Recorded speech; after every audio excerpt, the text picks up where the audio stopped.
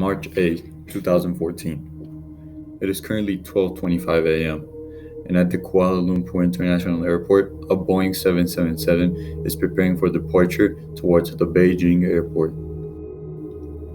Flight 370 is a daily flight that goes from Kuala Lumpur to Beijing.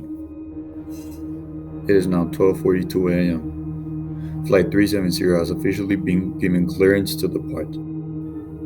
On board are Captain Sari Ahmad Shah and First Officer Farik Abdul Hamid, along with 10 crew members and 227 passengers. The plane manages to take off without any issues. We are 1 hour into the flight, and the pilots have given no sign that anything is amiss.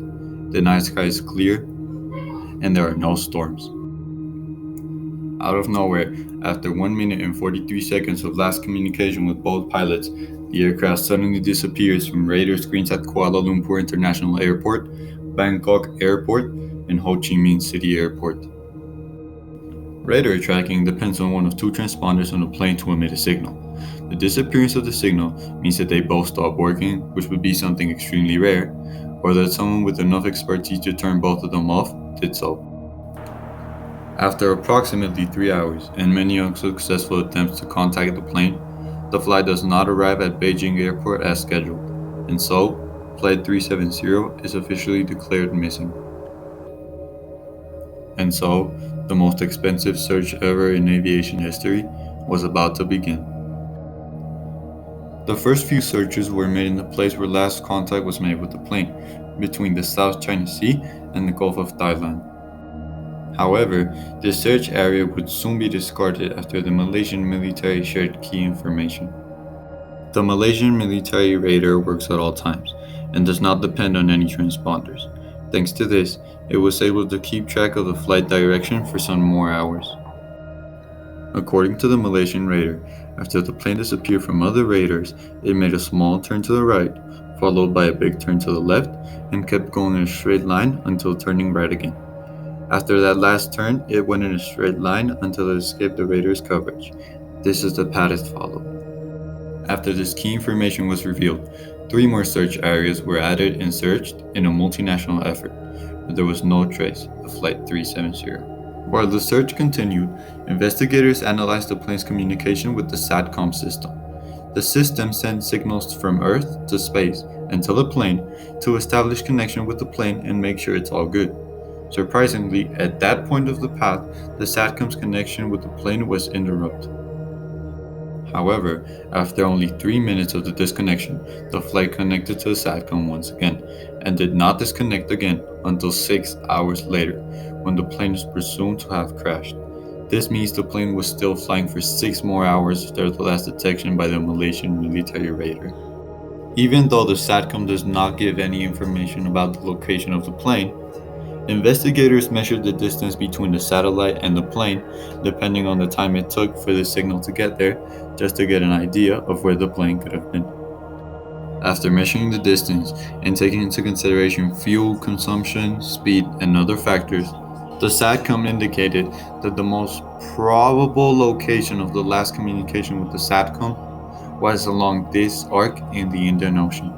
The problem was that this part of the Indian Ocean is so remote, it took 6 days just to get there. Over the next days, aircraft and vessels searched more than 4.5 million square kilometers of ocean, but Flight 370 was nowhere to be found. Investigators kept thinking about ways to find Flight 370, and after a while, a new idea popped up: hydrophones. Hydrophones are basically underwater listening devices that are placed all around the world in different parts of the ocean. The idea was that if the impact of Flight 370 with the water was strong enough, it could have been hurt by the hydrophones.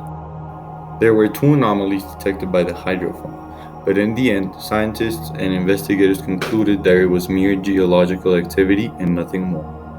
Flight 370, like any other flight, was equipped with an underwater locator beacon that has a battery life of up to 40 days and emits a pulse underwater so that it can be detected in the surface. About a month later, on April, 5 signals that emitted the same pulse as an underwater locator beacon were detected at about depths of 3,000 meters. After the pulses were detected, a special submarine was sent to search and scan the ocean floor. but after weeks of doing so, no wreckage was ever found.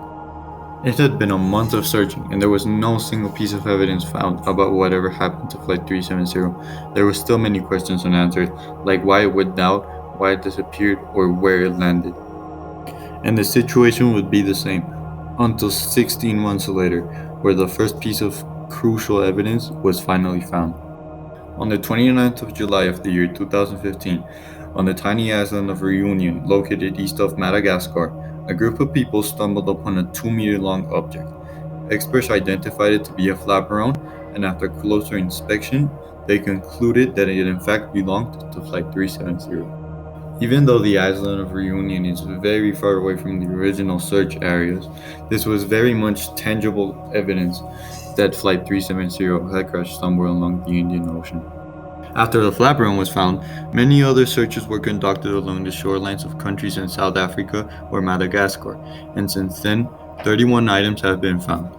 Of all the items that were found, 3 were deemed likely to be from Flight 370, 8 were deemed highly likely, 7 almost certain, and 3 were confirmed. The other 11 were unidentifiable.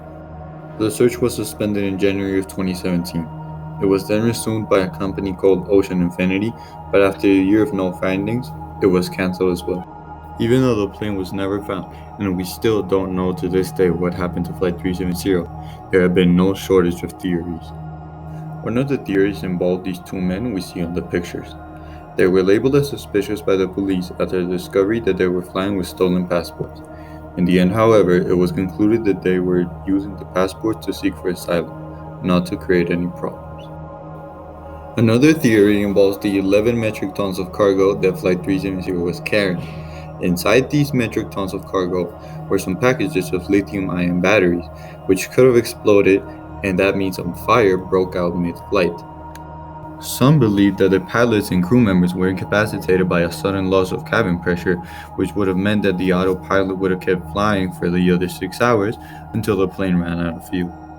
Another theory, and possibly the one with most evidence behind it, is the one that the pilot from Flight 370 had already premeditated the route that he was going to take into the Indian Ocean. Here's an explanation.